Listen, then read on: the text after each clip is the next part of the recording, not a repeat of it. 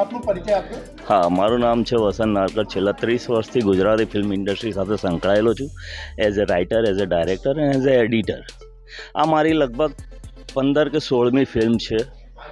મેં લગભગ જીવનમાં ઘણું બધું કામ કર્યું છે. મલ્લિકા સારાભાઈ સાથે 10 વર્ષ સતત એમની સાથે મેં ડાયરેક્શન એ બધું કરેલું છે. ઘણી બધી short movies, albums, documentary films ને એ બધું બનાવેલું છે.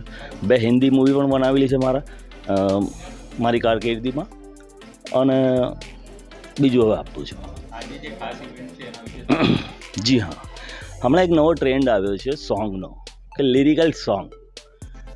લિરિકલ સોંગ એક એવું છે કે જેની એક આખી અલગ જ ટેકનિક સાથે બનાવે છે એ લોકો સોંગ, અને એ લોકોએ અમે ગુજરાતીમાં બનાવ્યા છે. લોકોએ પણ બીજા ગુજરાતી ફિલ્મોમાં આવેલા છે, પણ અમે લોકોએ પણ એક આ પ્રયાસ કર્યો છે લિરિકલ સોંગ બનાવવાનો, જે અમારું ખૂબ જ સુંદર રોમેન્ટિક સોંગ છે.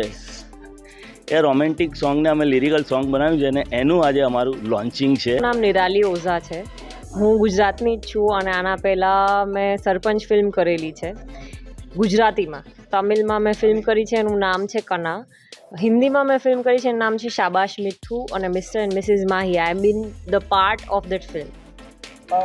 આ જે મૂવી છે, જી, આપનો અનુભવ આ ફિલ્મના બારામાં કહીશ તો આ ફિલ્મ બબલી બિંદાસ બહુ જ ફની ફિલ્મ છે, અને આ ફિલ્મમાં બહુ બધા કેરેક્ટર્સ છે. આખું ફેમિલી ડ્રામા પર છે, તો જેટલા કેરેક્ટર્સ છે એ બધા એઝ અ ફેમિલી જ થઈ ગયા છે. અને એઝ આઈ સેડ કે બહુ ફની ફિલ્મ છે, તો ફિલ્મ કરવામાં પણ બહુ જ મજા આવી છે. તમારો શું રોલ છે? મારું બબલી રોલ છે. I am the bubbly of the film. And bubbly એક બહુ અમેઝિંગ કેરેક્ટર છે. આપ લોગ સૌ જોશો તો આપ સૌને મજા આવશે. બબલી બિંદાસના બબલી પરથી જ દેખાય છે કે બબલી છે એકદમ, એન્ડ શી ઇઝ ધ ગુંડી ઓફ ધ ફેમિલી. ક્યારે લોન્ચ થવાનું? લોન્ચિંગ આપને કહેશે થોડીક વારમાં, મેમ દિવાળી આસપાસ. મેડમ, આ પિક્ચર મૂવીઝ કેટલા દિવસમાં અને કયા સિટીમાં વધારે શૂટ કરવામાં આવી છે? મોસ્ટલી આખું અહેમદાબાદમાં જ શૂટ કરેલું છે. 15 to 20 ડેઝના અંદર વી શોટ ધ ફિલ્મ. આપનું નામ? મારું નામ ક્રીના પાઠક છે.